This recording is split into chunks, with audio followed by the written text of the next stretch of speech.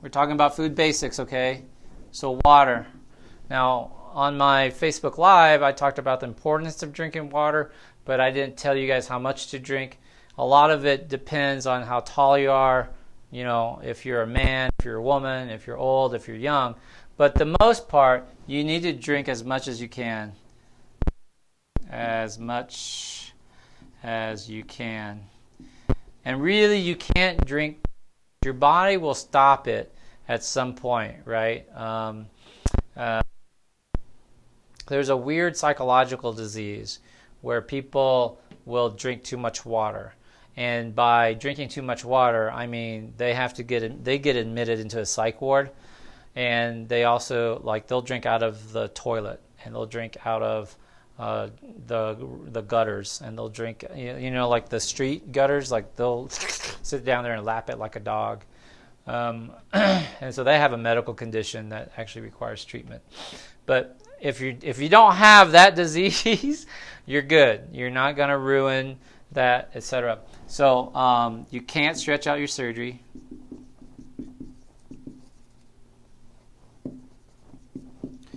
So surgery with water. Okay? You can't stretch out your surgery with water. Remember, your surgery, it doesn't matter if it's a bypass or a sleeve. It should never stop liquids. It doesn't matter if it's a duodenal switch. And it's definitely not a lap band.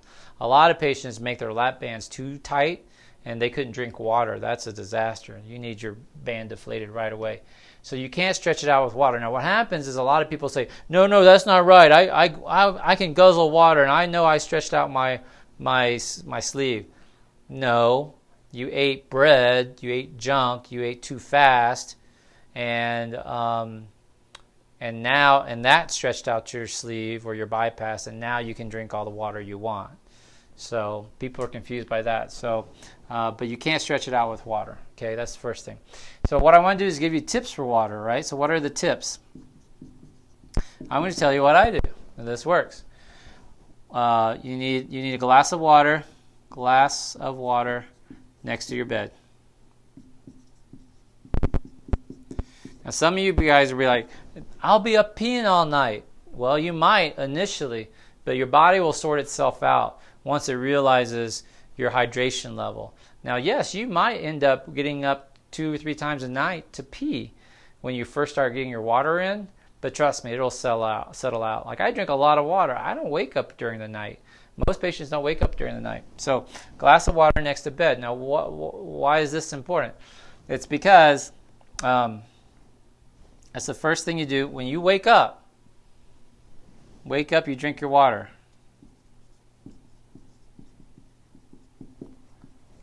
Okay, that's how you get your first glass of water in. Just wake up, start drinking it, walk to the bathroom with it, sit down, tinkle, drink your water, do your meditation, do your journaling, drink your water, sip, as you go. Okay, and then when you go to bed, drink another glass of water right before you go to bed. It won't make you get up to pee, as I said, once it sorts it out. Okay? As number 1 tip is the bedside. 2, if you have no breakfast, Dr. Vuong, I have a crazy schedule. I work night shift. I have to get up at 4 in the morning for my shift, or I don't have time for breakfast. People make all sorts of excuses, right? What can I eat? If you don't, it's green smoothie. I don't have time for a green smoothie. I don't have a machine. If I have no green smoothie, then the answer is water. You are better off fasting than eating junk for breakfast. This is crazy. This is your weight loss surgeon will never tell you this. Most dietitians will think this is insane. They'll think it's insane, but they'll still believe in intermittent fasting, for example. So on these days where you don't have breakfast, count it as an intermittent fasting day. And I've done videos before on intermittent fasting too, so you can look that up in your YouTube or your Sleeve Academy course, okay, on intermittent fasting and how to do that. That's it. It's very simple. green smoothie or water. And that's pretty much me. Now, yes, of course, I have Sunday brunch, and maybe I'll go out, or maybe I'll take Erica and the baby out or something. And on those days, you make whatever healthy choices you want. And I usually have a couple fried eggs, a couple slices of bacon. I usually avoid the pancakes, waffles, all the sweet stuff, right? It's not like I've never had it. It's not like I've never taken a bite of it. But I'm not a weight loss surgery patient. But for the most part, most of, like I would say, 25 to 30, 28, 29 days out of the 26 days out of the month, I'm either doing green smoothie or water for breakfast, right? Okay, so then the answer question is always about protein. Dr. V, my surgeon wants me to get X amount of protein, so much, etc. Now, I did that other video on my fan page about the proper protein amounts, so maybe they're telling you too high, okay? So real quickly, you can add protein to your smoothies, and you don't have to use a protein powder. There's other stuff. I talked about hemp seeds, chia seeds. If you're going to do a protein powder, use a vegan protein powder, and try to get one that's flavorless, because you really want flavorless. You don't want the chemicals, and you want your taste buds to recover from all your years of obesity, of all the sweetness and all of the artificial sweeteners and stuff your taste buds are used to. So try to get the flavorless one, and I have a link to the one that I like. But you can add hemp seeds. You can add beans. I mean, you can have hemp. Hemp seeds are great. Flax seeds, chia, they have proteins. And yes, you can have beans. And remember, vegetables have protein. Okay. Now, for your salads, I don't know why I'm standing this way. For your salads, you can do you add a protein on top. If you want animal proteins, you can also add beans. All right. You can put fish on top. You can put grilled shrimp. I do that all the time. I put a salmon fillet on top of a big-ass salad all the time. And if I want to lose weight, which I currently want to lose weight, and believe it or not, I've actually just recently dropped to 6 pounds. I was getting too much of that middle-aged belly fat, my Buddha belly. So went back to salads, went back to green smoothies, salads, and it works. Cut down your meat, okay? Protein does not mean animal meat. It does not necessarily mean animals. And problem is, a lot of people that you hang out with or take advice from think that in order to get protein, you have to eat beef. You have to eat chicken. No, you don't. That's actually a product of all the advertising. In fact, I can ask you this question. Which has more protein? Beef, chicken, or fish? Which one of those do you think has more protein? Beef, chicken, or fish? And I can add tofu and cheese if you want. So most people would say beef, because you've been told, you want protein? Eat beef. Some people will be like, well, no, I've dieted all my life. I think it's chicken, because that's what bodybuilders eat to get lean protein. Their answer is beef, chicken, and fish all have the same amount of protein. It's all the same amount of protein. It's about 7 grams per ounce. So if you eat a 3-ounce piece, which is the palm of your hand, 3-ounce piece of fish, you will get 21 grams of protein.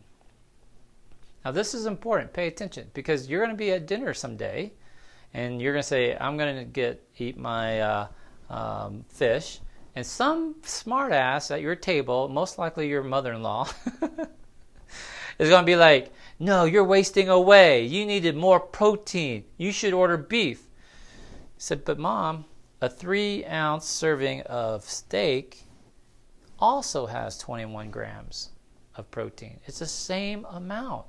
People are very confused by this. And tofu has the same amount of protein. Firm tofu, extra firm tofu, will have the same amount of protein as beef, chicken, or fish. They're all the same. That's surprising to a lot of people, but it's the truth, and you can look it up. All right, so you don't need to be so crazy about your protein. Now, the one thing I want to tell you about dinner that I didn't talk about earlier, okay, dinner. I'm going to tell you, if you have never tried it, try water. What, Dr. V? Seriously, you're going to be all right if you skip dinner. There is a thing called 1 meal a day. Some people do 1 meal a day. There are lots of religions that do fasts. You will not die. You will not screw up your surgery. So why do people not do this? It's because they are afraid. What are they afraid of? They really don't know. But if you ask them, they're afraid they're going to screw it up. They're going to screw up their surgery. They're going to regain the weight. And they think that if they skip dinner, they're going to screw up the surgery somehow because their dietitian has beat into their heads that you need this much food. Oh, this whole bullshit about hibernation state, about 800 calories, go below 800 calories is wrong. So some people say, like, don't go below 800 calories. That will lead you into this hibernation state, and you'll stop losing weight. Dude, that is absolutely wrong. Think about the Nazi camps, the concentration camps. Think about poor Dr. V in his refugee camp in Thailand when I was escaping Vietnam. We were all skinny. We were way below 800 calories a day, right? And we still lost weight. This is an entire big myth. And I know it's in my sleeve book, my Ultimate Gastric Sleeve Success book, but I didn't know any better. I'm telling you, that's a myth. All right, so back to dinner. You can try water. You can go to bed with water. And yes, you can have dinner as a green smoothie. Because what is a green smoothie? Well, it's the opposite. It's a parade soup. So instead of doing berries and stuff, you can have a savory smoothie. Call it savory, right? You can put in beans and tomatoes and blend it up like a soup, like a tomato soup, right? In fact, another great dinner would just be soup. But Dr. Vuong, am I supposed to eat soup? How does it fill me up? It's supposed to be keeping me full. Listen, dude, like, remember what I teach you. You're not supposed to feel full. It's not. If you keep chasing fullness, that's how you screw up your surgery. It's natural to be hungry. It's unnatural to be full. If you want to lose weight, which all of you watching want to lose weight, that means you have to eat fewer calories. If you eat fewer calories, that means you have to consume less food. If you consume less food, that means you have to allow yourself to get hungry. There is no such thing as losing weight and staying full at the same time. That is a lie. Okay? So you guys follow me. So you guys know I changed the focus from calorie counting, macronutrients, etc., to just nutrition. You want to focus on nutrition. So let's say you're at dinner. What is more? I mean, think about a dinner that is a soup, and yes, it can be a vegetable broth. It can be a chicken broth. It can be beef bone broth. It can be any sort of broth you want. But let's say you put in tomatoes and carrots and celery and onions and black beans and red beans and I don't care. You can put in some shrimp. You can put in some chicken. You put in all these bell peppers and you put in spinach. You know, you can put in spinach into a soup. That's a great soup. One of the best soups I make is a kale and tomato soup. Kale, tomato, and white beans are amazing in a vegetable broth. Put a little salt and pepper, a little bit of vinegar. It's amazing, okay? So what is healthier than that? I mean, it's a super healthy dinner, right? So don't get obsessed about, but how do you weigh that? Do I just weigh the volume of the soup? Do I weigh just the beans and the vegetables? Like, dude, it doesn't matter because as a whole, there's nutrition. There are nutrients in that broth. There's goodness. There is love. There is water. There are liquids, okay? So that is a really great way to get your nutrition in, not screw up your surgery, allow yourself to get hungry, focus on nutrition instead of counting calories. That's how you break this dieting circle. All right? Hope that was helpful. Hi, Dr. Vuong here. If you loved that video, I hope you will check out velocity2020.com. I want to meet you in person.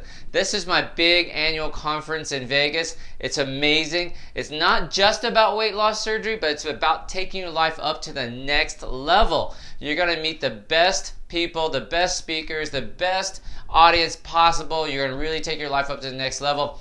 2020 is all about vision, clarity, and focus. We're going to show you how to find your vision, what you really want to do with your life, get crystal clear, clarity, and then find your laser focus to do what you need to do to have the amazing life that you deserve.